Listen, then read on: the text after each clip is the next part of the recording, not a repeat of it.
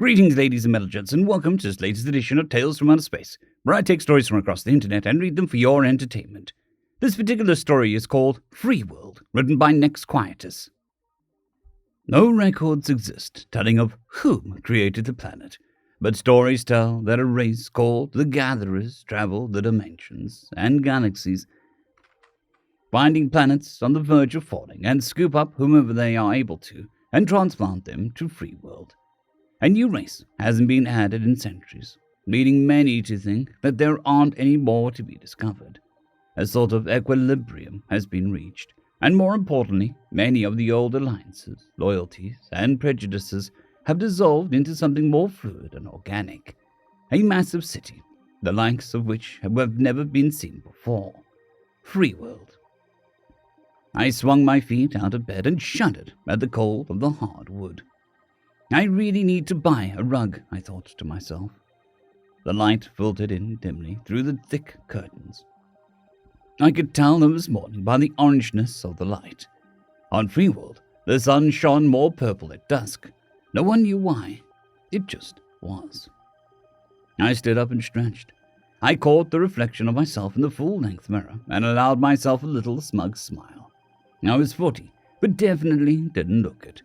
It was probably genetic, but I didn't care.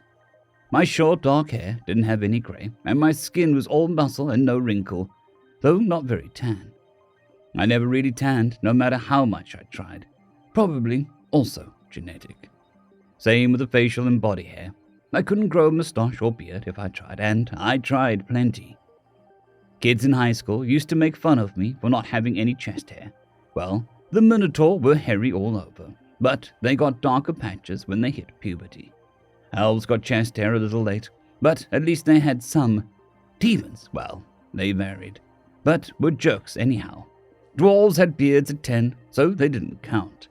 There were plenty of other races, but needless to say, they were generally all assholes to the Nephilim.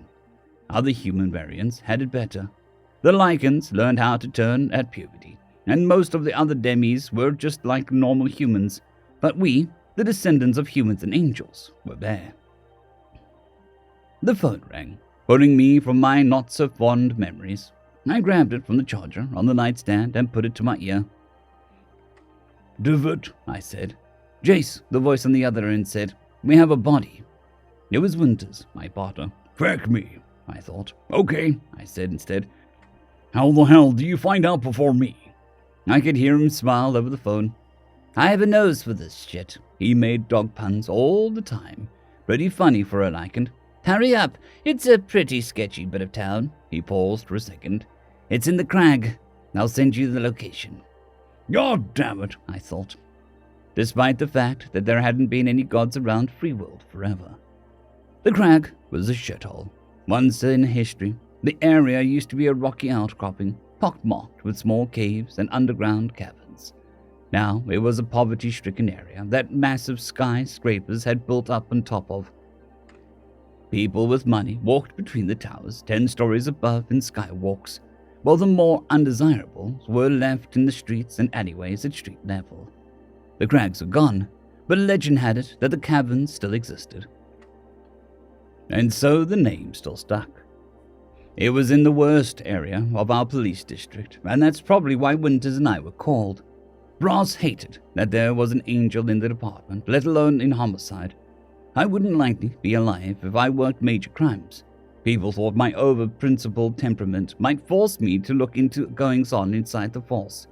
As it stood, I wasn't really that kind of angel. We just had a rep, fecking bigots. "Gotcha, I'll be there in..." I accessed my CC or cranial computer. The map between me and the location Winters had sent showed in my mind's eye. I pinged a taxi. 30 minutes. I need to get dressed. "Okay, hurry. The uniforms here are dicks. I could use the help." "I'll be there, Jack." I hung up and headed for the shower. After the shower, I got dressed. I kept things pretty simple.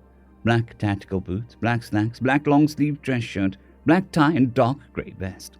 Over the top of it all, I pulled a waist-length wool peacoat, also black. Maybe I tried a little too hard to shrug off my heritage and our reputation. My hair was so short it did itself. My gun went into its inside of the waistband holster, the cuffs into the cup pack on the back of my belt, knife in the right front pocket and wallet into the left front pocket. I checked myself over. All I was missing was my phone, and that went into my coat pocket. Satisfied, I was all put together. I headed out the door. I pinged the lock code from my CC to the door and walked down the stairs. I knocked a beer can down the stairs, but otherwise walked quietly in the hum of the air handlers in the dim center stairwell and down the 3 flights of stairs. I walked out into the chill morning air and looked up between the towering buildings. There wasn't many clouds, and you could just make out the many air cars cruising about hundreds of feet above. They always made me queasy. One could fall out of the sky at any time. I shivered. Right on time, a small silver taxi showed up. I climbed in the little 2-door autonomous vehicle. The transaction for the trip already scheduled and paid for with my implant. Other cars and masses of people streaked by. The little driverless car was really a wonder. The tech was decades old and really was the fastest way around the city, if not a little expensive. 28 minutes after he'd hung up, I stepped in front of the police tape. There was an Orc uniformed cop there, holding one of their trademark submachine guns. The look on his face was unusually sour, even for an Orc. "Come to save the day, Halo. Your puppy's been here a while, waiting on you," he said. I recognized this particular uniformed piece of feces. I smiled, fake. "Glorian, you know how that department feels about discrimination. Do I have to call your supervisor and request you be refamiliarized with department policy and procedure?" He got even more ugly, if that was possible. His green flesh got darker.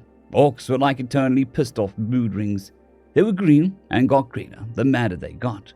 Glorian was seldom light green. "Try it, Winger." He stepped forward. I'm pretty sure he'd never met an angel. We got crapped on by the, meaner races, but I wasn't exactly nice. In a flash, I closed the distance between us, and my right hand grabbed his right hand that was around the submachine gun's grip and squeezed. I heard several bones snap right before the grip crushed into a few pieces. I held on, looking him right in the eyes. Fear, surprise, pain, and anger all lived in the face at once. "You listen, you piece of shit," I hissed, my face next to his ear. My words were barely audible past where we were standing. "No one knows why, but some of us really aren't that good." I gave his hand a squeeze. "Guess where I fecking stand?" I let go and straightened my jacket. "Now before you go filing reports and finding out paperwork." I reached out and touched his hand. He tried to pull back, but I was faster. When my finger touched his, it glowed for a second. In my mind, I could see his bones mending together. He'd be good as new in a few minutes. I didn't take away the pain, so it hurt like a mother. I wanted him to remember. "Just remember," I continued, "I'm on your side, the side of the police. There are no allegiances anymore, no family protections. No one gives a crap about who your family was. We're cops. Everyone hates us. We can't go hating each other." He stood silently and looked down sheepishly. He'd probably had the racist crap beat literally into his head by his dad or some arsehole father figure. Orcs were especially mean-spirited, since for a time they ruled the land. But that was 1,000 years ago.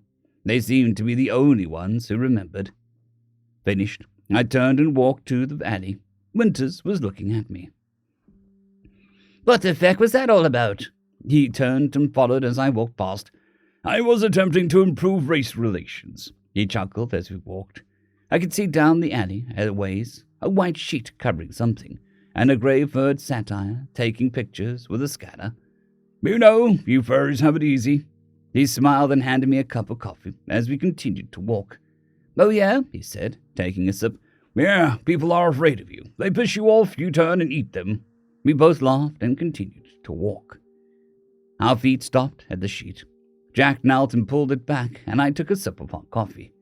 The man definitely didn't belong in this district. First, he was an elf. This area was where the rougher races lived. Orcs, humans, trolls, minotaur. Plus, he was dressed as a wizard. Long robe, delicately embroidered in gold thread.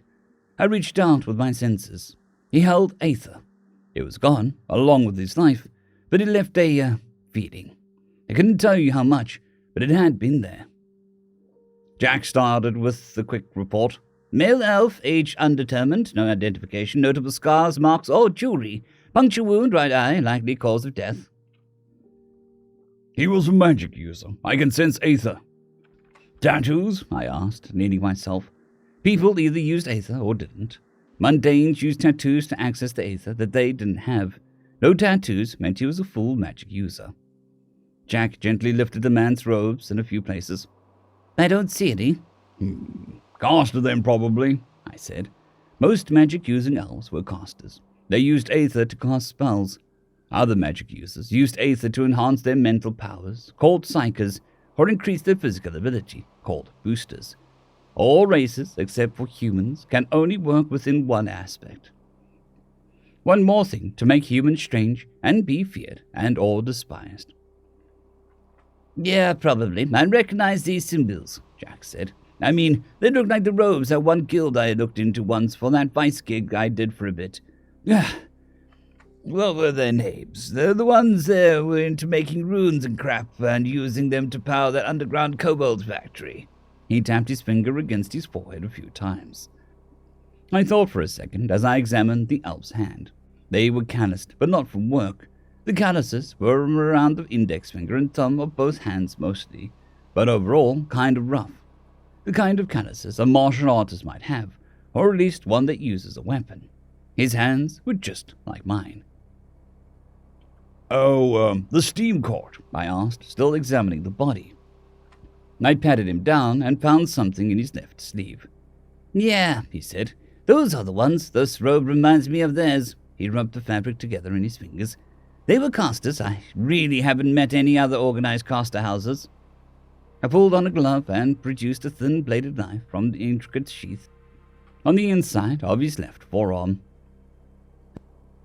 I met a few back when I was working robbery. People stole crap from the caster houses all the time. All the caster girls wore specific clothes, but I don't remember any wearing this kind of stuff. A ficking knife rig. Casters aren't usually the most physical types. Totally strange. Yeah, totally, I said. Do you smell anything strange on him? A shimmer waved over Jack's face for a second, and he leaned down to the dead elf. He took a few huge whiffs, then smelled around him a bit. When he looked up at me, his eyes were canine eyes of his animal form. The shimmer disappeared, and he spoke. That's fecking weird, he said. There's nothing like at all. Barely any smell from the dead guy, even. The guy's been doing the creepers yet? Jacoby asked. I got pickers to take. He was a satire CSI in our office. He was crazy weird, but had a knack for details. When he was drunk, he wasn't a field officer, so the brass was a little lax with him. Besides, satires function best drunk. Their mental faculties are often more acute drunk, and they focus more, handy to be the offspring of a party god. I looked at Jack and smiled. You know, Jacoby, we were just commenting that this guy seems to have been cleaned up. Did you notice that? He looked at me with droopy eyes and smiled to give his mind. Yup, probably moved too. No blood anywhere, and that shite would have bled. Blood all over his clothes, but nothing pooled. I sensed him and put time of death around 12 a.m. It was 9 a.m. It was going to be an interesting day. End of story. I would just like to thank the T5 supporters. Bushmaster 117, Casper Arnholtz, Draxzoon WRE, Elijah Silvercross, Gray, John Carrington, and Severin Cerberus. Thank you very much.